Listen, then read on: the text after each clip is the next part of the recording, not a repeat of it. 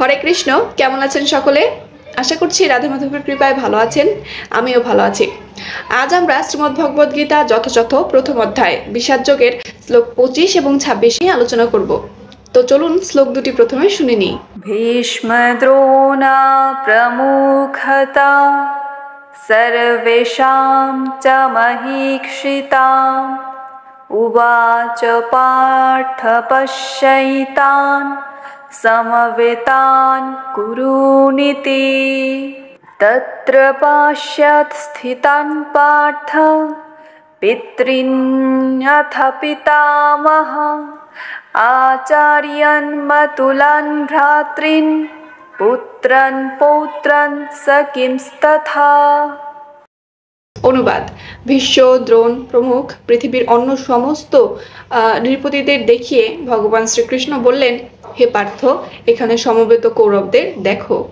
তখন অর্জুন সমস্ত সেনাদলের মধ্যে পিতৃব্য, মাতুল, পিতামহ, আচার্য, ভ্রাতা, পৌত্র, পুত্র, শ্বশুর, মিত্র এবং শুভাকাঙ্ক্ষীদের উপস্থিতি দেখতে পেলেন। তো গত শ্লোকে আমরা দেখেছিলাম ভগবান শ্রীকৃষ্ণ অর্জুনের নির্দেশ অনুসারে রথটিকে নিয়ে দুই সেনাদলের মাঝখানে রাখেন। আর আজকের শ্লোকে ভগবান শ্রীকৃষ্ণ রথ দুই সেনাদলের মাঝখানে নিয়ে অর্জুনকে বলছেন যে দেখো পার্থ, এই কৌরবদের হয়ে যারা যুদ্ধ করতে এসেছে তাদেরকে দেখো। ভগবান কিন্তু সবই জানেন, অর্জুনের মনে যা যা চলছে তা তিনি বুঝতে পারছেন। আর এখানে তিনি অর্জুনকে পার্থ বলে সম্বোধন করেছে। এর কারণ আছে। কারণ কি, যে মাতা কুন্তির আর এক নাম হচ্ছে পৃথা। মহারাজ পৃথুর এক পুত্র এবং এক কন্যা হয়। কন্যার নাম তিনি দেন হচ্ছে পৃথা এবং পুত্রর নাম দেন বসুদেব। তারপরে কুন্তিভোজের যে মহারাজ, তার কোনো সন্তান না থাকায় মহারাজ পৃথু তার কন্যাকে কুন্তিভোজকে দান করেন এবং তারপরে থেকেই সেই কন্যার নামকরণ করা হয় কুন্তি এবং সেই নামই তখনও পর্যন্ত চলে আসছে।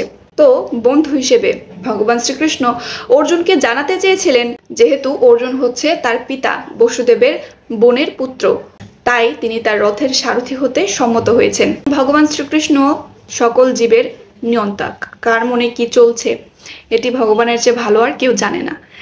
তাহলে অর্জুন যখন ভগবানকে আদেশ করছে যে হে অচ্যুত, আপনি রথ দুটি দুই সৈন্যদলের মাঝে নিয়ে রাখুন, তখন ভগবান সেই তার আদেশ অনুসারে রথকে দুই সৈন্যদলের মাঝখানে নিয়ে স্থাপন করার পরে ভগবান বলে যে দেখো পার্থ, সব সৈন্যদেরকে তুমি দেখো। এটি দ্বারা তিনি কি বোঝাতে চাইছেন? তিনি বোঝাতে চাইছেন যে আমি তো তোমার মনের অবস্থা জানি, তুমি তো আর কিছুক্ষণ পরে আমাকে বলবে যে আমি যুদ্ধ করব না। তো কাজেই ভগবান এখানে উপহাস ছলে অর্জুনকে বলছে যে দেখো পার্থ, সব সৈন্যদের, ভীষ্ম, দ্রোণ প্রমুখ সকল সৈন্যদেরকে দেখো। এরপরে শ্লোকে বলা হচ্ছে অর্জুন কাদেরকে যুদ্ধস্থলে দেখছে। সেখানে আছে তার পিতামহ ভীষ্ম, বিভিন্ন আচার্য যেমন গুরু দ্রোণ অর্থাৎ দ্রোণাচার্য, কৃপাচার্য, তার মাতুল থেকে এখানে আছে মহারাজ শৈল। মহারাজ শৈলের ঘটনা তো আপনারা সকলেই জানেন। মহারাজ শৈলকে পাণ্ডবদের আর এক মাতা ছিল, সে হচ্ছে মাদ্রী, এবং মাদ্রীর যে ভাই তার নাম হচ্ছে শৈল। এরপরে আরও কারা আছে?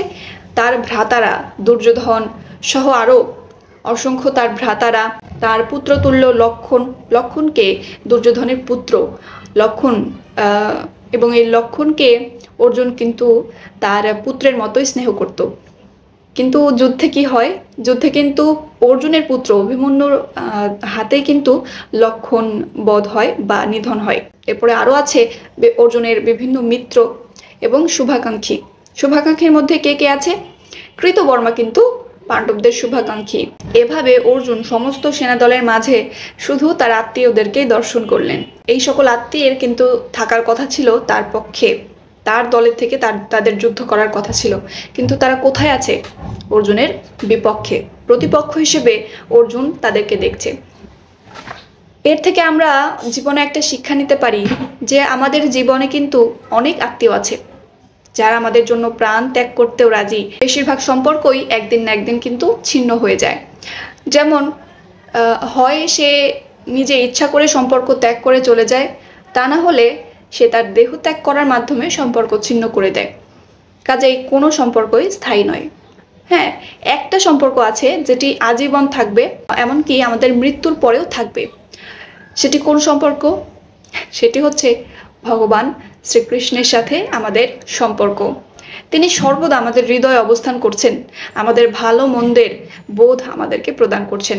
খেয়াল করে দেখবেন, যখনই আমরা কোনো একটা অন্যায় কাজ করি বা করতে চাই, তখন কেউ একজন ভেতর থেকে বলে এটা করো না, এটা অন্যায়। কে বলে? সেটা কিন্তু আমাদের ভেতরে থাকা, আমাদের হৃদয়ে থাকা পরমাত্মাই আমাদেরকে নির্দেশ করে। আর সেই নির্দেশ যে শুনতে পারে সেই প্রকৃত সফল হতে পারে। মজার বিষয় কি, যে ভগবানের সাথে এই সম্পর্ককে অনেকে বিশ্বাসই করে না। যারা ভক্তি পথে চলে তাদেরকে দেখে অনেকে উপহাস করে, তাদেরকে করতে দিন উপহাস। একটা না একটা সময় গিয়ে তারা কিন্তু ঠিকই বুঝতে পারবে যে এই ভক্তি বা ভগবানের সাথে সম্পর্ক না করে সে কতটা ভুল করেছে। ভক্তি পথে চলুন, ভগবানের সাথে সম্পর্ক রেখে চলুন, ভগবানকে বিস্তৃত হবেন না। আর গত শ্লোকে আমরা বলেছিলাম, ভগবানকে সর্বদা স্মরণে রাখার, ভগবানের সাথে সম্পর্ক বজায় রাখার খুব ভালো একটি মাধ্যম হচ্ছে ভগবানের নাম সর্বদা স্মরণে রাখা। হরে কৃষ্ণ কৃষ্ণ কৃষ্ণ হরে হরে, হরে রাম রাম রাম হরে হরে। এই মহামন্ত্র সদা সর্বদা কীর্তন করুন।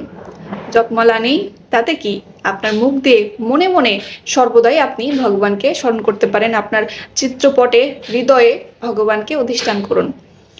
ধীরে ধীরে আপনার হৃদয়ের যত মলিনতা আছে সব বিনষ্ট হয়ে যাবে। তাহলে আজকের শ্লোকটি এই পর্যন্তই। ভগবদ গীতার এই পবিত্র জ্ঞান সবার মাঝে ছড়িয়ে দিন, সবার সাথে শেয়ার করুন। তাহলে আজ বিদায় নিচ্ছি। সকলে ভালো থাকবেন, সুস্থ থাকবেন। হরে কৃষ্ণ, রাধে রাধে।